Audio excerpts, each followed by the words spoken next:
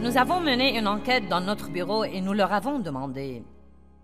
J'ai dit, je voudrais savoir les choses que les gens aimeraient qu'on leur enseigne. Donc j'ai dit, quelles sont les choses principales que vous aimeriez qu'on vous enseigne? Nous avons fait ça il y a des années. Et ce qui est très intéressant, non mais il y avait beaucoup de choses intéressantes, mais la seule chose qui a été la plus mentionnée était « Je veux savoir quand je fais assez ». Et j'ai trouvé que c'était vraiment intéressant. Quand est-ce que je prie assez? Quand est-ce que je lis assez de la Bible? Quand est-ce que je fais assez de bonnes œuvres? Quand est-ce que je fais assez? Je crains que je ne fasse pas assez.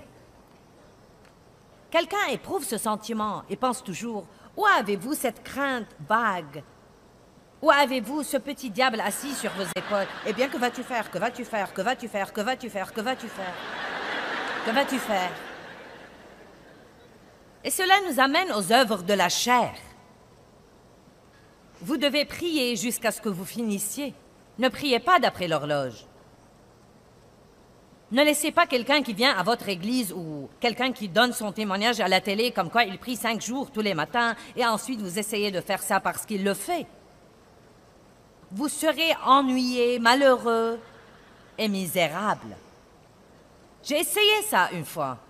J'ai annoncé à ma famille, je vais commencer à prier 4 heures tous les jours. Une personne qui intercède est venue à notre église et elle avait la puissance de Dieu sur elle. Et j'ai pensé, ouh, je veux être comme ça.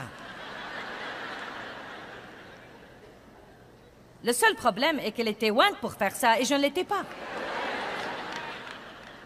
Eh bien, j'ai prié tout ce que je savais prier 2 ou 3 fois et j'ai regardé ma montre et 5 minutes s'étaient écoulées.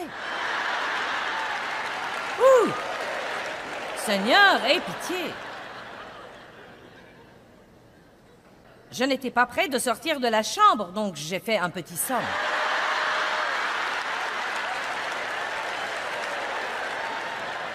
Je les appelle les petites sommes de la prière. Quand vous allez prier et que vous vous endormez, c'est ce que j'appelle un petit somme de prière. Ensuite, vous vous réveillez de temps en temps. Seigneur, je t'aime, merci Jésus. J'ai 2 petites sommes de prière tout le temps.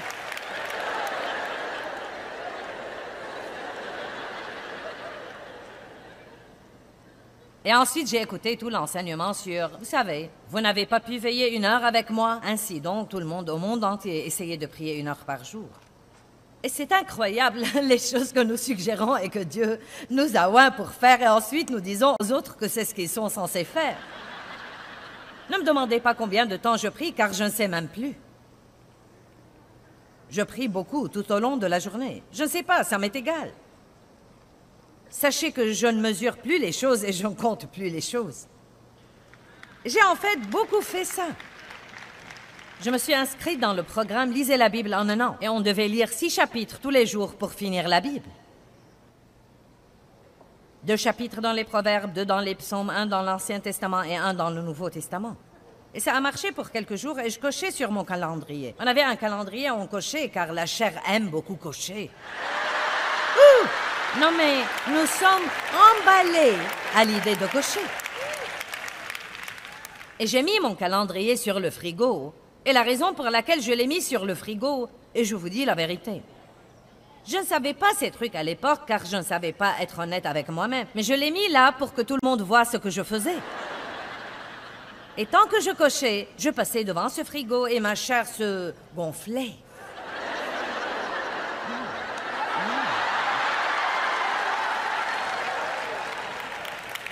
Non mais comment peut-on nous améliorer en priant 4 heures tous les jours et en lisant toute la Bible en 1 an?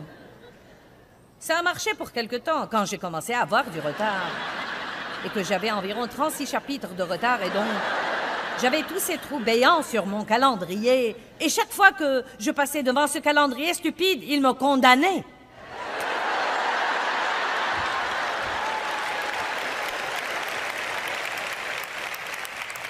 Non mais ça m'a pris des années pour surmonter ça. Et finalement, Dieu m'a dit, veux-tu arrêter de compter tout ce que tu fais?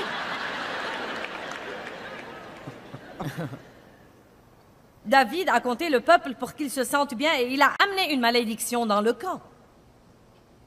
Oh, je pourrais vaincre l'ennemi. Regardez tout le peuple que j'ai.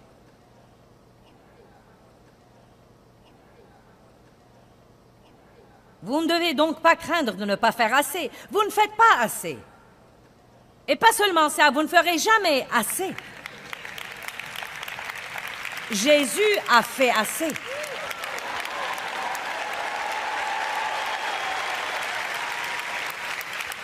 Il a fait assez. Donc nous faisons ce que l'Esprit nous mène à faire. Nous faisons ce que nous sommes moins pour faire et nous ne nous comparons pas aux autres personnes parce que Dieu oint les différentes personnes de différentes façons. Allez maintenant. Mon temps avec Dieu est mon temps de prière le matin et c'est comme un petit déjeuner spirituel. Et je ne sais pas vous l'expliquer, mais je peux savoir quand je suis rassasiée.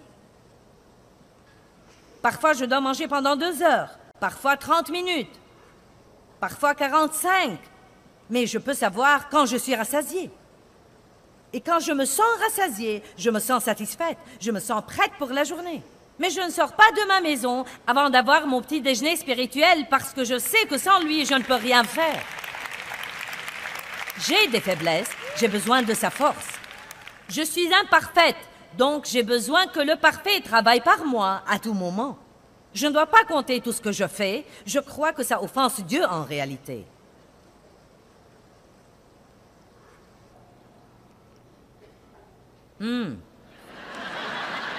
Vous savez pourquoi? Parce que vous vous sentez content de vous si vous faites beaucoup. Et vous vous en voulez si vous ne le faites pas. Je ne dis pas que c'est mauvais d'avoir des buts. Vous savez, si vous vous fixez un but, je prierai 30 minutes tous les jours, c'est très bien. Mais ne priez pas dans la chair.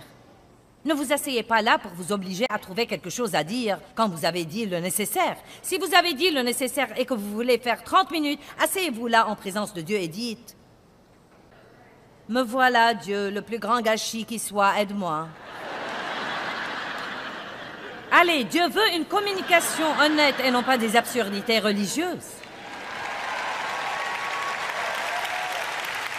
Jésus n'est pas mort pour que nous puissions tous avoir une religion. Il est mort pour que nous puissions avoir une relation intime, personnelle, amicale avec lui. Intimité. La vie est réelle, les problèmes sont réels. Amenez Jésus dans votre réalité, ne l'amenez pas seulement dans votre vie d'église. Alléluia. Eh bien, j'aime ça. Regardons Éphésiens 2, 8 et 9. C'est des versets que nous utilisons pour le salut, mais nous devons les appliquer à tous les aspects de notre vie. C'est par la grâce gratuite, la miséricorde imméritée de Dieu que vous êtes sauvés. Délivrés du jugement et devenus participants du salut de Christ par le moyen de votre foi. Et ce salut ne vient pas de vous, ce n'est pas votre ouvrage, il n'est pas le fruit de vos efforts, mais c'est le don de Dieu. Ce n'est point par les œuvres, en satisfaisant aux exigences de la loi, afin que personne ne se glorifie. Ce n'est pas le résultat de ce que peut faire quelqu'un, afin que personne ne s'en vante ou prenne la gloire à lui. Nous devons vivre comme ça. Numéro 5, la crainte d'être exploité. Ouh! Je fais toujours un peu face à ça. Dieu nous dit d'être humble et doux, mais nous craignons que si nous prenons cette attitude, les gens vont nous marcher sur les pieds. Nous craignons qu'ils ne profitent de nous. 1 Pierre 5, 6 dit « Humiliez-vous donc sous la main puissante de Dieu afin qu'il vous élève au moment fixé. » L'humilité n'est pas une faiblesse, mais une force maîtrisée. J'avais toujours cette attitude. Vous n'allez pas me parler comme ça, vous n'allez pas me traiter comme ça. Je ne savais pas espérer en Dieu pour me rendre justice. Je voulais me rendre justice moi-même parce que j'ai été maltraitée dans ma vie et je me suis promise que personne n'allait jamais plus me bousculer. Quand vous faites ce genre de vœux intérieurs, vous aurez parfois des moments difficiles dans les relations. Faites attention à ce genre de pensée. J'ai peur des gens. On peut faire confiance à personne. Ce n'est pas du tout vrai. Mais je vais vous dire ceci. Vous ne devez pas craindre que les gens ne profitent de vous. Certains le feront. Vous ne devez pas craindre ça. Quelqu'un essaiera de temps en temps, mais Dieu vous rendra justice et il s'occupera de ceux qui essayent de profiter de vous. Dieu s'en occupera. Vous ne pouvez pas vous isoler et refuser d'avoir une liaison avec quelqu'un de peur qu'il ne vous fasse du mal. L'amour fait du mal. Vous ne pouvez pas aimer et ne jamais souffrir. Si vous vous ouvrez à l'amour, vous souffrirez, mais vous ferez souffrir aussi. Bonjour. Merci pour votre encouragement. 2 Timothée 4, 14. Je veux que vous remettiez les choses à Dieu ce soir. Juste, remettez-les à Dieu. Alexandre le forgeron m'a fait beaucoup de mal, dit l'apôtre Paul. Le Seigneur lui rendra selon ses œuvres. Mince, alors j'aime cette attitude. Mon sang, ce type a vraiment profité de moi et m'a maltraité. Vous savez, Dieu a parlé à mon mari il y a des années et lui a dit quelque chose qui nous a aidés dans beaucoup de situations. Il lui a dit, personne ne peut te voler si tu as ta confiance en moi. Car quoi qu'on prenne de toi, si tu es une personne d'intégrité, quoi qu'on prenne de toi, si je dois l'acheminer par 1000 personnes, je le leur enlèverai et je te le rendrai. Et donc, Dave et moi ne nous fâchons même plus. Vous savez, si nous faisons faire une réparation et qu'ils ne font pas le travail comme il faut et qu'ils ne reviennent pas pour le réparer, non mais nous faisons notre possible pour essayer de les amener à prendre leurs responsabilités et le réparer. Mais s'ils refusent, nous disons, eh bien, nous n'allons pas nous fâcher. Remettons-le à Dieu. Ils ne peuvent pas nous voler. Nous nous fions à Dieu pour nous rendre justice. Je veux vous encourager à commencer à faire ça. Les gens ne peuvent pas vous voler si vous prenez cette attitude. Vous pouvez dire, Dieu, ils ne peuvent pas me voler parce que tu vas le leur enlever et me le rendre d'une façon ou d'une autre. Tu me rendras justice. Tu me le rendras. Sinon, vous serez fâchés tout le temps parce que les gens ne vous traitent pas comme il faut. Les gens ne vont pas toujours nous traiter comme il faut, surtout dans l'état des choses dans le monde aujourd'hui. Il y a en ce moment plus de gens qui ne tiennent pas parole que des gens qui tiennent. Et c'est difficile, et ça tient de la gageure. Et j'ai vu des gens faire des choses que je n'aurais jamais cru qu'ils les feraient. Et croyez-moi, ça m'a vraiment laissé comme... Et la première chose qui vous vient à l'esprit, et à mon esprit aussi, c'est fini, je ne ferai plus confiance à personne désormais. Et la deuxième chose que je dis est, c'est faux, je ne vais pas faire ça, je ne vais pas faire ça parce que ce n'est pas juste de généraliser. Il y a des gens honnêtes, il y a des gens formidables, des gens merveilleux qui tiennent vraiment parole et à qui l'on peut faire confiance. Ne laissez pas le diable vous mentir et vous faire craindre que tout le monde va profiter de vous.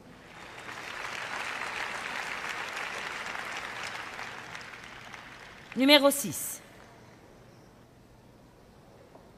La crainte des relations. Vous savez, les relations avec les gens sont souvent compliquées. Et même décevantes. Les relations avec eux impliquent un travail. Cela veut dire résoudre les problèmes qui surviennent à cause de nos différences et de nos défauts. Et parfois, ce travail devient tellement grand que nous préférerions ne pas y toucher. Merci, je le ferai moi-même.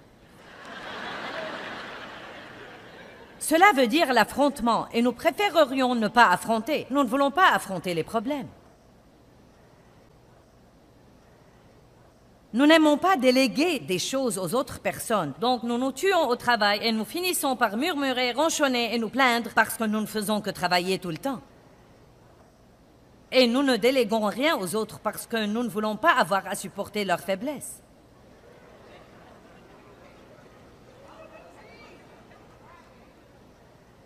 Peut-être qu'ils ne le feront pas comme nous,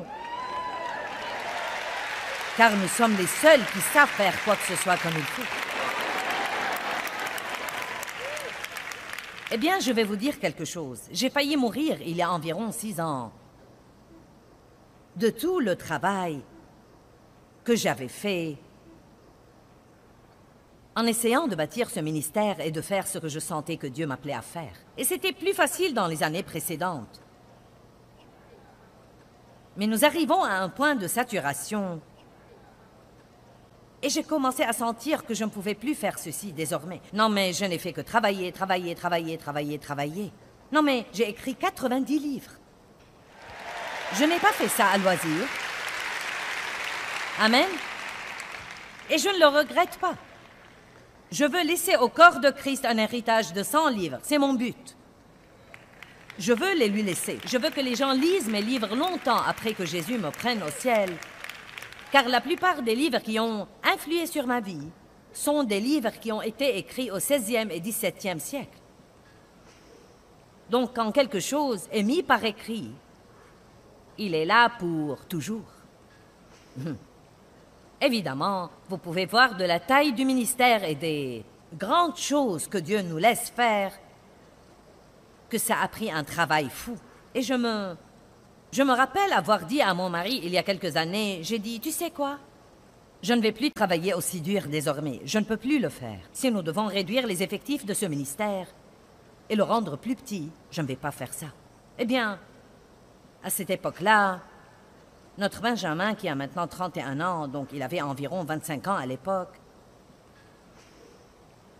est revenu travailler pour nous. Il avait travaillé pour nous pour quelque temps et il a fait ensuite d'autres choses. Et ensuite, il est revenu travailler pour nous. Et j'ai commencé à me rendre compte que Dieu l'a mis là pour prendre beaucoup de responsabilités que je prenais. Notre aîné travaillait déjà pour nous et il s'occupait des missions mondiales. Mais beaucoup de trucs dont je m'occupais étaient des choses avec la télé et la radio. Non seulement je faisais tous ces trucs, mais encore je m'y investissais. Et donc, j'ai finalement compris que si jamais je voulais avoir le moindre repos ou la moindre joie ou la moindre paix, que je ne pouvais plus faire tout ça désormais. Je ne pouvais plus faire tout ça désormais. Et je suis sûre que certains ont dit ça. Eh bien, je ne peux plus faire tout ça désormais. Quelqu'un a dit ça? Je ne peux plus faire tout ça désormais. Eh bien, j'ai remis tout en ordre. Dave et moi ne travaillons presque plus dans la direction du bureau. Non, mais nous savons ce qui se passe. Nous participons quand il le faut. Nous contrôlons les choses. Mais je m'adonne maintenant à ce que je suis en fait appelée à faire. Je peux faire beaucoup d'autres choses, mais je ne suis pas appelée à faire ces choses. Et ce n'est pas parce qu'on sait faire quelque chose qu'on est censé le faire. Et écoutez-moi, ce n'est pas parce qu'on l'a fait pour un certain nombre d'années qu'on est censé toujours le faire. Il y a des saisons dans nos vies. Et on est censé remettre les choses à la génération d'après. Eh bien, tout ce qu'on fait n'est pas vraiment ce que je ferais moi-même. Je vois les pochettes de certains de nos albums CD parfois et je pense, eh bien, je n'aime pas ça. Mais vous savez quoi? Ce n'est pas assez important pour que je reprenne le travail. Et il y a des choses comme ça qui arrivent. Vous savez, ça et là. À dire vrai, je n'y prête même pas autant d'attention désormais parce que le résultat final est merveilleux. Dieu nous bénit, le ministère grandit, on aide les gens partout dans le monde et je ne dois pas tout aimer. Et vous de même, vous ne devez pas tout aimer.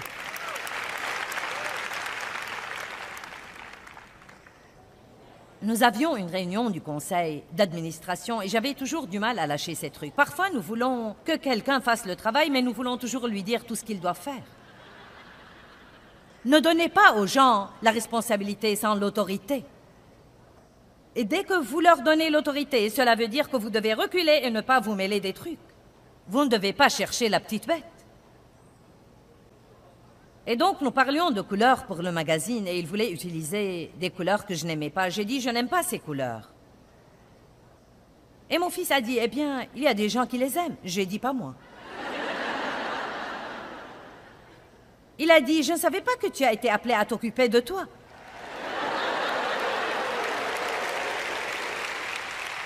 Wow!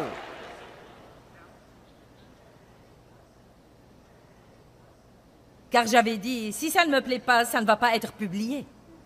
Je ne savais pas que tu as été appelé à t'occuper de toi. J'avais besoin de ça et lui seul pouvait me le dire et s'en tirer.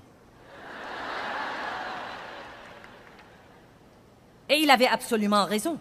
Je ne devais pas tout aimer. Tout le monde n'est pas comme vous. Tout le monde ne fera pas tout comme vous, mais vous pouvez soit devenir fou, soit demander de l'aide. Allez maintenant, je prêche mieux que vous ne réagissez.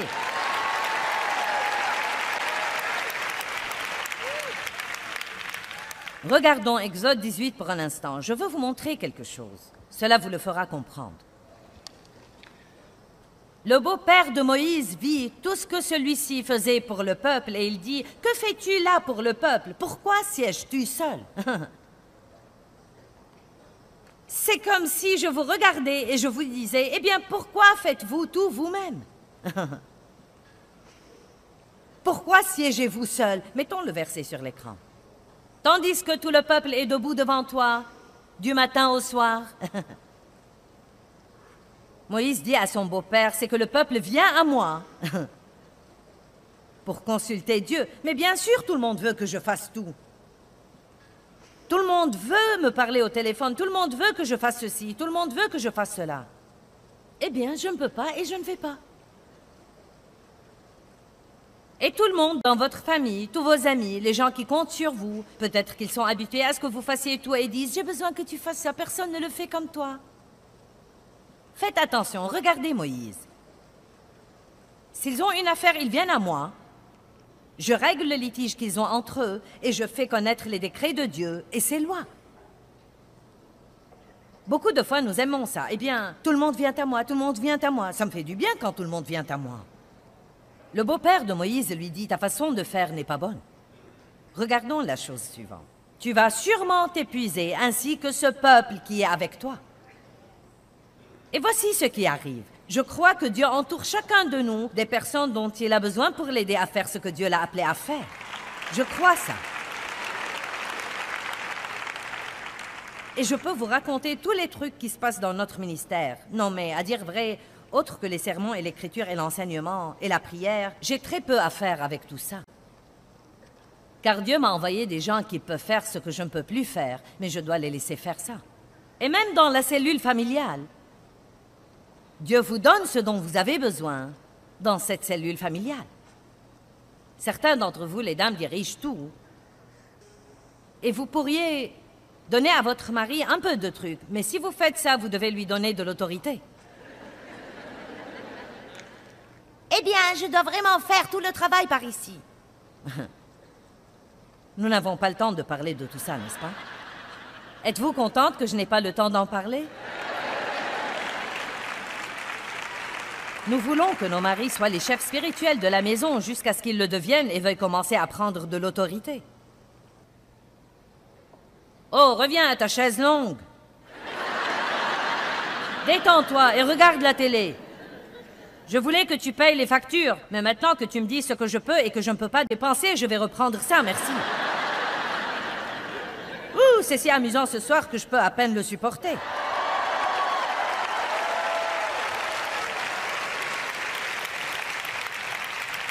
Amen.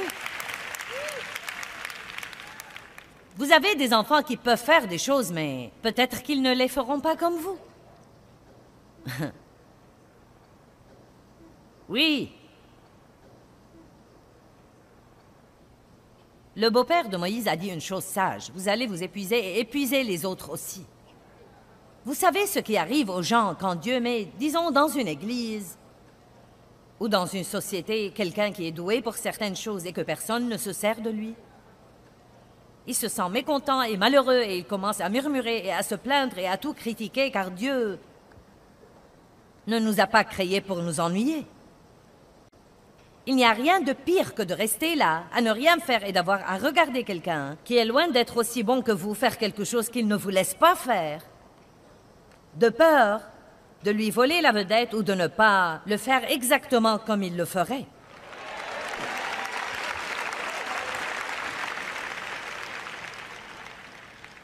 Vous ne devez pas craindre de vous faire du mal si vous vous impliquez. Ça arrivera. Vous n'avez pas beaucoup aimé ça. Mais vous survivrez. Et vous grandirez. Et vous apprendrez. Et vous vous rétablirez. Et vous aurez de l'aide. Eh bien, la crainte ne doit absolument pas gouverner votre vie. Vous pensez y faire face, la vaincre, et trouver la liberté en Christ pour faire ce que Dieu vous a appelé à faire. Vous pouvez faire les choses même si vous devez les faire en ayant peur.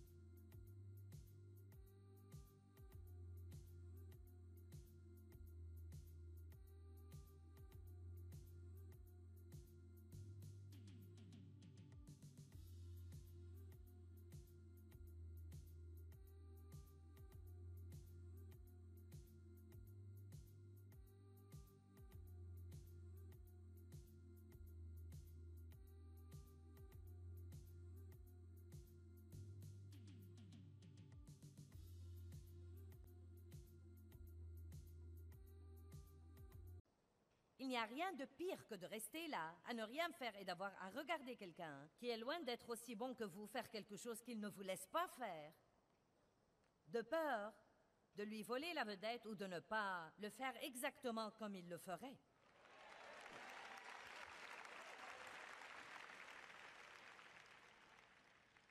Vous ne devez pas craindre de vous faire du mal si vous vous impliquez. Ça arrivera. Vous n'avez pas beaucoup aimé ça.